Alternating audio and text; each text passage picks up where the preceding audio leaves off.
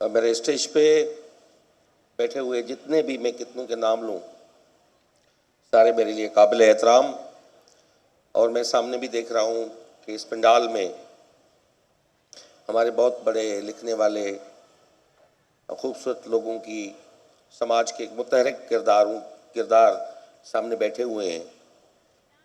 ان سب کو میری طرف سے سلام اور حق موجود۔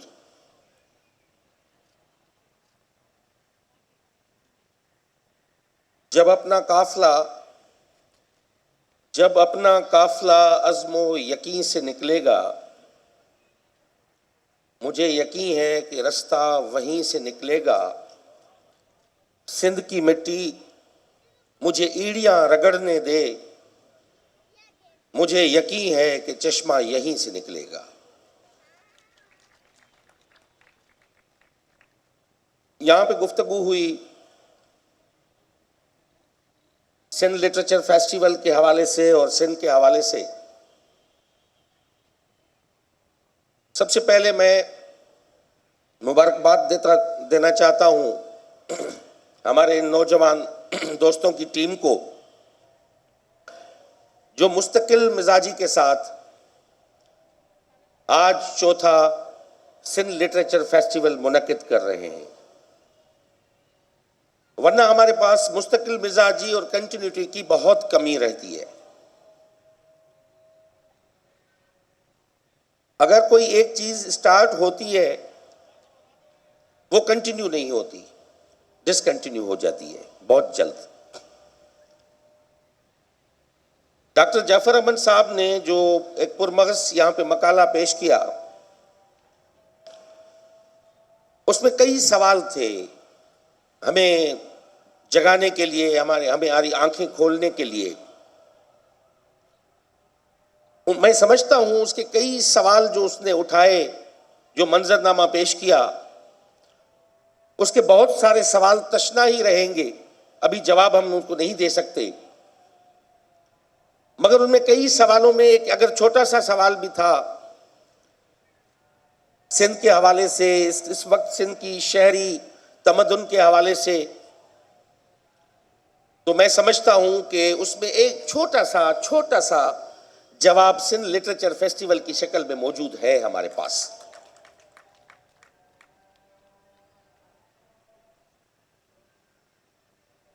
سندھ میں گزشتہ کچھ برسوں سے بہرحال ایک کلچرل ایکٹیویزم کا سٹارٹ ہوا ہے، ایک تحرک جو ہے وہ پیدا ہوا ہے۔ تھر سے لے کے کراچی تک، کراچی سے لے کے سکھر تک، سکھر سے لے کے لاڑ تک، بدین تک مختلف فیسٹیولز منعقد ہوئے ہیں۔ اس میں نوجوانوں کی جو فٹ فال ہے وہ میں نے زیادہ دیکھا ہے کہ لوگ، ہمارے نوجوان جو ہیں وہ اس میں بڑھ چڑھ کے حصہ لیتے ہیں۔ جیسے میں نے شیخ ایاز فیسٹیول ابھی جو حیدرآباد میں ہوا، عمر سندھو صاحبہ سامنے بیٹھی ہیں، میں نے وہاں پہ دیکھا کہ سندھ کے نوجوان اور اب کچھ اور سی گفتگو سننا چاہتے ہیں، کچھ ڈیفرنٹ بات سننا چاہتے ہیں، اب وہ روایتی ریٹورک اوپینین اب سننا نہیں چاہتے۔ یہ کچھ انڈیکیٹرز سوسائٹی میں موجود ہے، مگر باقی جتنے ڈاکٹر جعفر امن صاحب کے سوال تھے اس کے کچھ جواب تو سول سوسائٹی یا سوسائٹی سے آ سکتا ہے، دے سکتے ہیں، باقی میں سمجھتا ہوں بہت سارے سوالوں کے جواب سماج کے پاس نہیں ہے، وہ ریاست کے پاس ہے۔ ہم اس نہج پہ پہنچے ہیں تو اس ریاست کی کلچر کی وجہ سے پہنچے ہیں اور ریاست کی اس ایٹیٹیوڈ کی وجہ سے پہنچے ہیں۔ گزشتہ 8-9 سالوں سے اگر 4 لینگویجز کا، ویسے تو 7-8 لینگویجز کا بل موو ہوا تھا، 4 زبانوں کا بل سینیٹ اور نیشنل اسمبلی میں وہ فٹ بال کی طرح وہاں سے کک ہوتا رہے، ساری جمہوری پارٹیز دعویٰ کرنے والی اس کو سپورٹ نہ کریں اور وہاں سے واپس بھیج دیں، کیونکہ آنر کرنے میں کیا حرج ہے؟ جب صوبے موجود ہیں، پانچواں ہم نے کھو دیا، آپ نے بتایا ہمیں، ہم سمجھتے ہیں وہ کیوں گیا وہاں سے، یہاں سے کیوں نکلا۔ اب چار جب موجود ہیں تو چار زبانوں کو انیشلی آنر کرنے میں کیا حرج ہے؟ ہندوستان نے 26 زبانوں کو نیشنل لینگویجز ڈکلیئر کیا ہوا ہے ہندوستان میں۔ یہاں پہ صورتحال ڈیفرنٹ ہے، ماننے کے لیے تیار نہیں ہے۔ بھائی اگر سندھی کو ہم نے مان لیا، ہم نے اردو کو رابطے کی زبان، قومی زبان کے طور پہ قبول کر چکے، ہم تو محبت کرتے ہیں اردو سے۔ اردو ہے جس کا نام یہ ہم ہی جانتے ہیں، داغ سارے جہاں میں دھوم ہماری زبان اردو زبان کی ہے۔ ہم نے تو غالب سے محبت کی، ہم تو آج بھی میر سے، فراق سے، جوش ملی آبادی سے محبت کرنے والے لوگ ہیں، مگر یہ آواز دوسرے کارنر سے بھی اٹھنا چاہیے کہ سندھی زبان کو، پنجابی زبان کو، بلوچی زبان کو، پشتو کو آنر کیوں نہیں کیا جاتا؟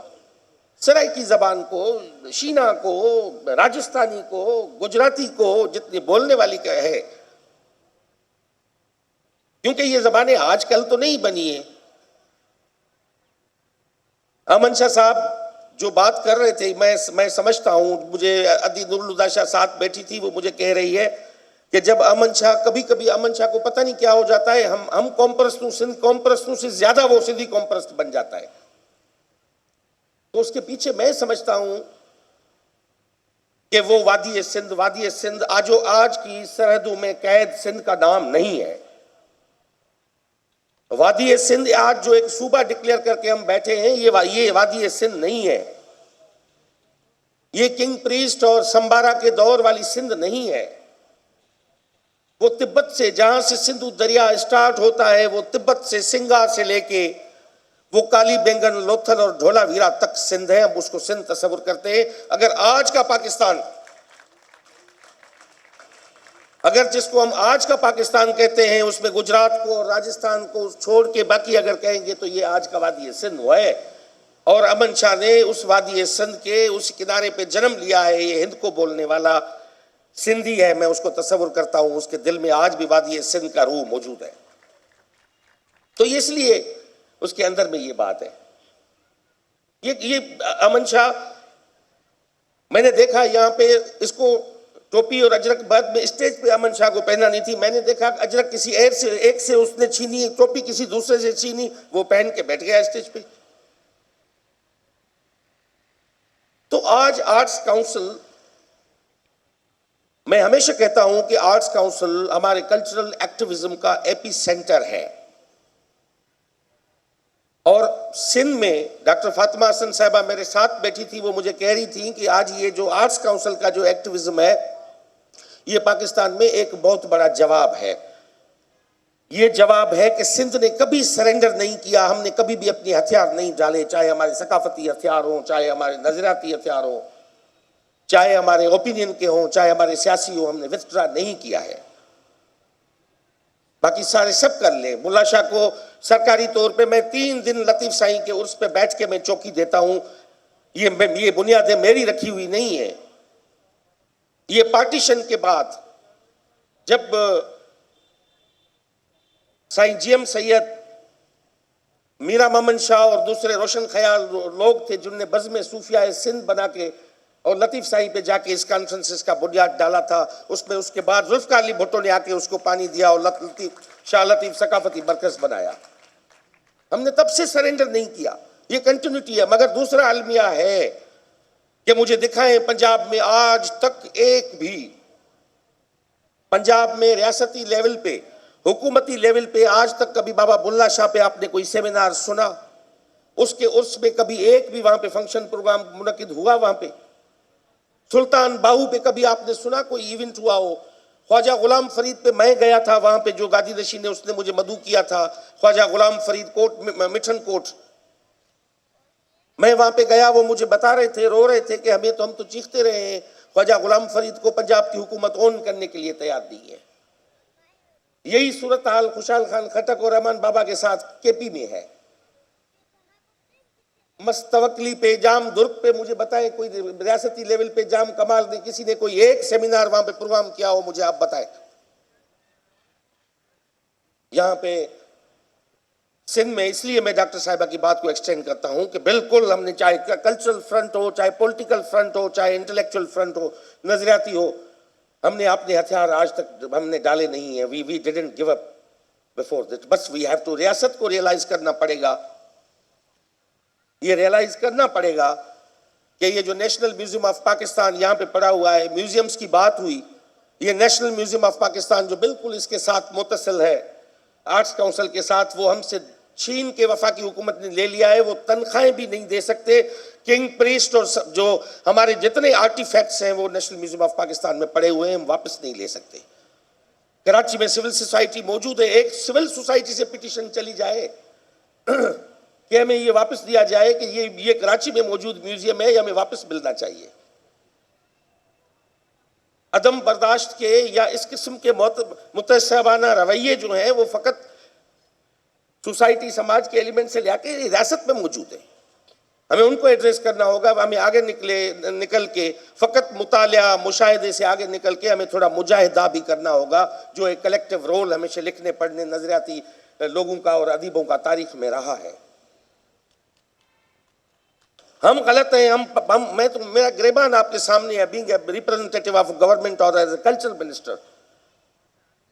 آپ مجھے پکڑ کے مجھ سے پوچھ سکتے ہو کہ تم بتاؤ تم نے یہاں جگہ پہ یہ غلط کیا، فلاں جگہ پہ وہ غلط کیا. مگر یہ بات تھوڑی اسلام آباد کے ایوانوں تک بھی جانی چاہیے کہ آپ نے یہ ساری چیزیں ہم سے کیوں چھین لی. میں نے چیف